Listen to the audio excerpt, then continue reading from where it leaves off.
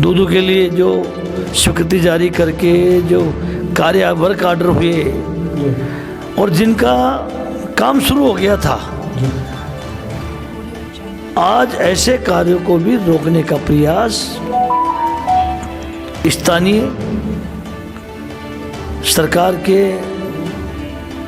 जनप्रतिनिधियों का किया जा रहा है।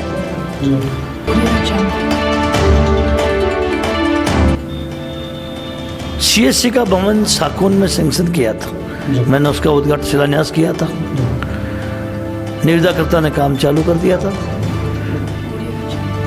30-40 लाख रुपए का मटेरियल वगैरह काम डाला हुआ है, काम शुरू कर दिया गया है। अभी मौखिक रूप से उप मुख्यमंत्री प्रेमचंद बैरवा जी के कार्यालय से किसी कर्मचारी अधिकारी का संबंधित अधिकारियों के पास फोन गया कि इस काम को रोक दो, 1 मिनट मत लगाओ।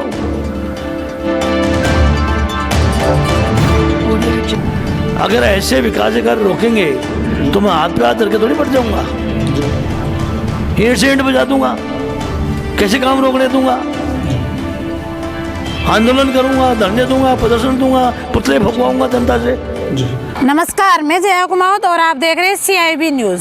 साखोन ग्राम पंचायत में CSC भवन निर्माण कार्य को रोके जाने का विवाद गहरा गया, जहां एक तरफ दूधू ब्लॉक कांग्रेस कमेटी के अध्यक्ष शिवजीराम खुड़िया के द्वारा CSC भवन निर्माण कार्य को रोके जाने की निंदा की गई, जिसके कुछ देर बाद ही पूर्व मुख्यमंत्री सलाहकार व दूधू के पूर्व विधायक बाबूलाल नागर के द्वारा दूधू में विकास कार्य रोके जाने का आरोप लगाया गया।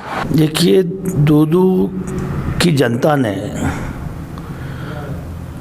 इस बार के विधानसभा चुनाव में जनादेश मेरे पक्ष में नहीं दिया। दूधू की जनता ने मुझे लगातार 4 बार विधायक निर्वाचित किया है और मेरा संबंध दूधू की जनता से परिवार का रिश्ता है। मेरा जन्म मरण परन हमेशा मेरी प्राथमिकता दूधू रही है। मेरे पक्ष में रिजल्ट नहीं आने के बावजूद भी जब मुझे जानकारी मिली कि जिस भाई को भारतीय जनता पार्टी को सफलता मिली है दूधू में विधायक के चुनाव में और उनको उप मुख्यमंत्री बना दिया गया, तो मेरे मन में इतनी प्रसन्नता हुई कि जो सपना मैंने दूधू के लिए ले रखा है, जब कोई उप मुख्यमंत्री बने विधायक, वो भी एक दूसरी बार का विधायक जिसको कोई लंबा अनुभव नहीं रहा, लेकिन उप मुख्यमंत्री बनने पर निश्चित रूप से क्षेत्र की जनता को इसका फायदा होगा और ये समझ के मेरे मन में एक संतुष्टि आई थी। लेकिन मैं देख रहा हूँ 3 दिसंबर को रिजल्ट आया,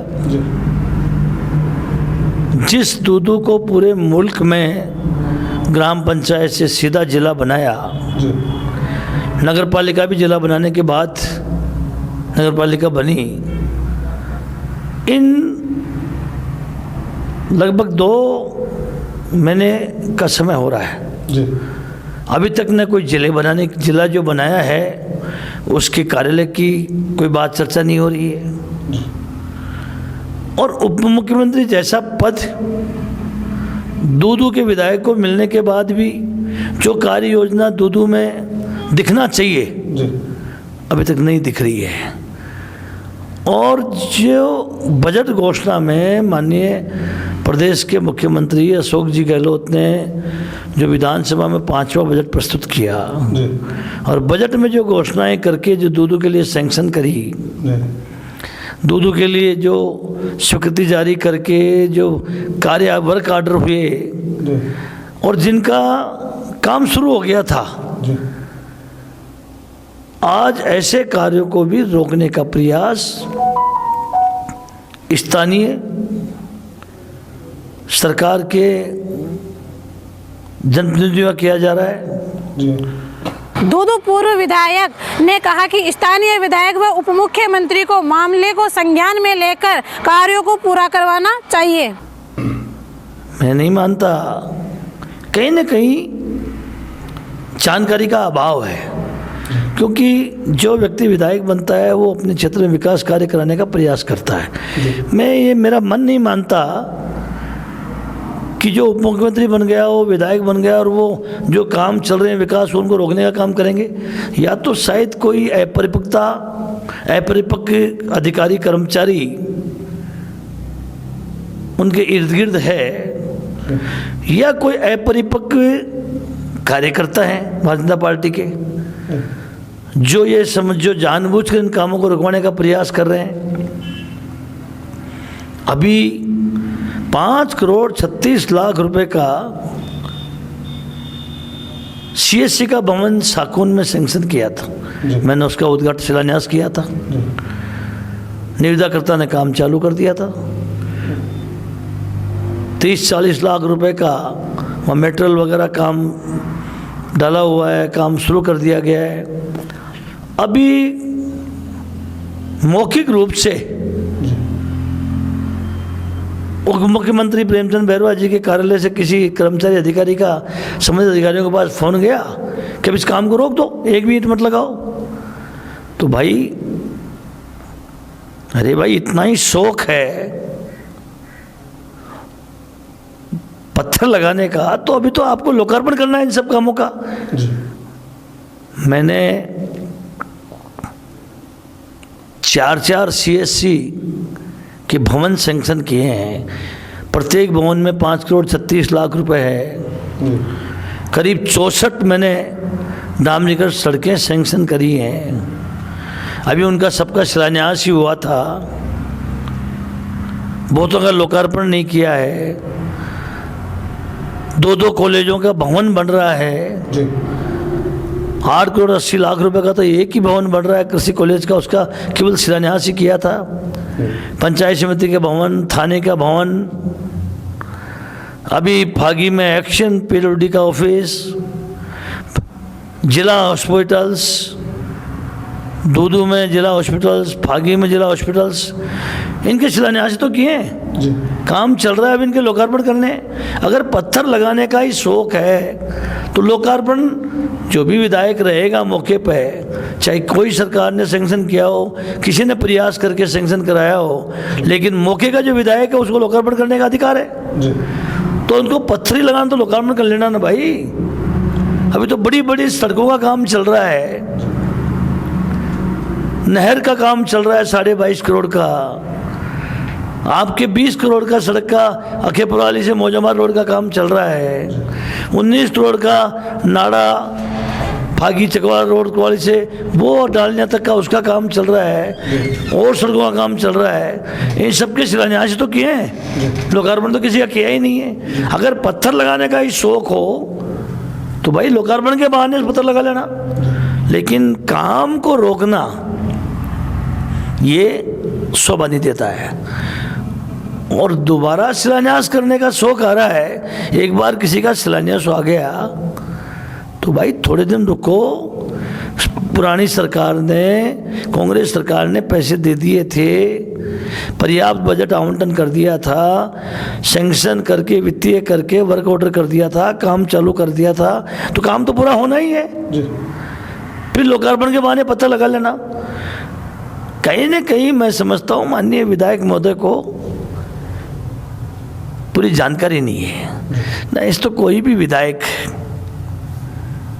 कोई सरकारी कार्य चल रहा है तो उसको नहीं रोकना चाहिए, रोकते भी नहीं है। तो शायद कोई बीच के लोगों ने बिना जानकारी ये साकून का काम रुकवाया है। पूर्व विधायक बाबूलाल नागर ने कहा कि अगर दूदू में विकास कार्यों को रोका जाएगा तो हम धरना प्रदर्शन करेंगे।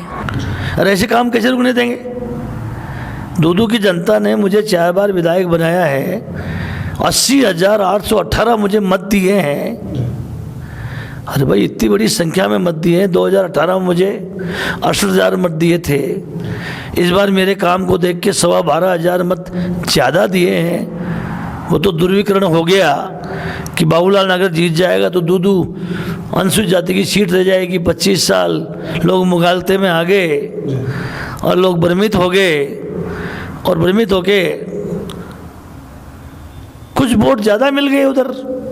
पर मैं समझता हूँ इस तरह से अगर दूदू के विकास के कार्यों को रोकेंगे, जगह जगह जो कार्य मैंने शुरू करवाए, मैंने 1,80,00,000 रुपए का एक सीसी रोड दूदू से मौजमार रोड वाली सैंक्शन कराई थी।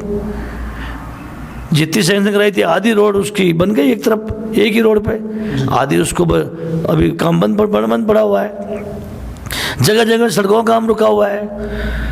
बात करता हूँ तो मौखिक जानकारी में ये आता है कि साहब अभी ऊपर से रोक दिया गया है विधायक महोदय ने कि गांव के लोग आएंगे और वो मुझसे मांग करेंगे चालू कराओ, तब इसको चालू करना। अरे भाई सारी जग जाहिर है, बजट घोषणा के ये काम है, खूब होर्डिंग लगाए गए हैं, मौके पाके मैंने शिलान्यास किया है।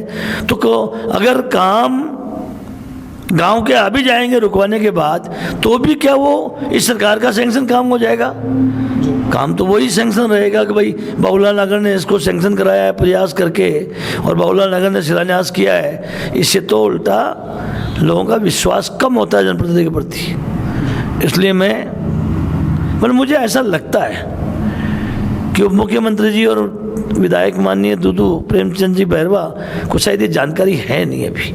ये कोई बीच के लोग ही मुगालते में रह के अधिकारियों से मिलीभगत करके, उनके कार्यालय के किसी अधिकारी से मिलीभगत करके और यहाँ डायरेक्शन दिला के और यहाँ काम बंद कर रहे हैं। अरे भाई पहले भी आप 2013 से 18 विधायक रहे, 5 साल विधायक रहे, करीब उस समय भी 10,500-11,000 हज़ार लोगों के गेहूँ बंद कर दिए थे, 16,000 लोगों की पेंशनें बंद कर दी थी।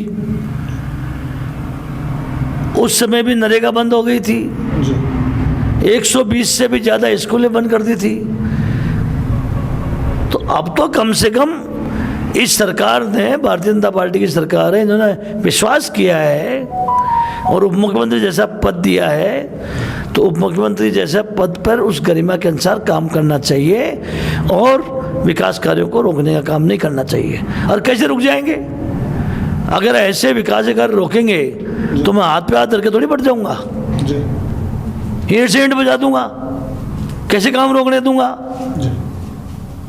आंदोलन करूंगा, धरने दूंगा, प्रदर्शन दूंगा, पुतले फुकवाऊंगा जनता से, विकास काम को कैसे रोकने दूंगा?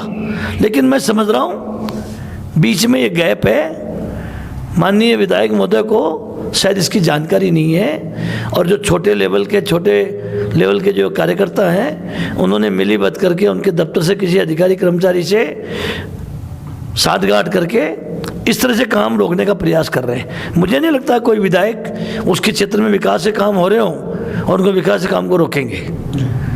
और निश्चित रूप से मैं कहना चाहूँगा विकास काम को रोकना भी नहीं चाहिए। विकास चुनौती है इस सरकार के पास। जो दूदू नया जिला बना है, करीब 60 तरह के कार्यालय खुलेंगे, उनके दफ्तर बनेंगे। अभी तो मैं जो छोड़ के गया, अभी तो इस सरकार ने उल्टा मेरे करीब 125-150 हैंडपम्पों को और रोक रखा है। लास्ट में 200 हैंडपम्प मैंने सैंक्शन कराए थे, वर्क ऑर्डर हो गया था, काम करीब हैंडपम्प लगाना चालू कर दिया था और राठौड़ी में हैंडपम्प को रोक रखा है। मैंने करीब 11 करोड़ रुपए के राज्य सरकार के मद से, क्योंकि जल जीवन मिशन में लाइनें कम पड़ गई थी, 11 करोड़ रुपए करीब मैंने राज्य सरकार से सैंक्शन कराए थे, अभी वो काम भी रोक रखा है। मेरे विधायक कोष के काम भी रोक रखे हैं, जिनके वित्तीय सैंक्शन निकल गई, पैसा ट्रांसफर हो गया, काम चालू हो गया, उनको ही राठौड़ी में रोक रखा है। तो मैं समझ रहा हूँ अगर जल्दी इस सब से बाज नहीं आए तो मुझे मजबूरन अलग जगाना पड़ेगा, क्योंकि विकास के काम को रोकने नहीं दूंगा मैं किसी भी हालत में। बहुत मुश्किल से विकास के लिए पैसा सैंक्शन होकर आता है और अभी तक तो खाता ही नहीं खुला भाई। हैंडपम्प तो बहुत दूर की बात है, हैंडपम्प का पास ही नहीं किया अभी तक तो जी। अभी रोकने वालों को क्या जो रहा है? इसमें विधायक महोदय को भी कहूँगा, मुख्यमंत्री जी को भी, कि अगर आपके ध्यान में नहीं है तो अपने संज्ञान में लाओ और विकास के काम को मत रोको। ये मैं आपसे सलाह दे रहा हूँ, क्योंकि मैं नहीं चाहता किसी भी हालत में कि दूदू के विधायक को उप मुख्यमंत्री बनाया है, एक अनुसूचित जाति का व्यक्ति है, नौजवान, और कहीं भारतीय जनता पार्टी में इस सरकार में ये महसूस हो कि उप मुख्यमंत्री इतना बड़ा पद बना दिया कि इसको चला नहीं पा रहे हैं जी, इसी गरिमा को नहीं समझ रहे हैं, तो मैं समझता हूँ क्षति पहुँचेगी अनुसूचित जाति के लोगों के नौजवानों के को भी क्षति पहुँचेगी, और दूदू की जो गरिमा के ध्यान में रखते हुए जो इतना बड़ा पद मिला है उस पर भी निश्चित रूप से क्षति पहुँचेगी। निश्चित रूप से तत्काल उचित कार्रवाई होनी चाहिए और जो काम रोक रहे हैं उनको तत्काल चालू करवाइए।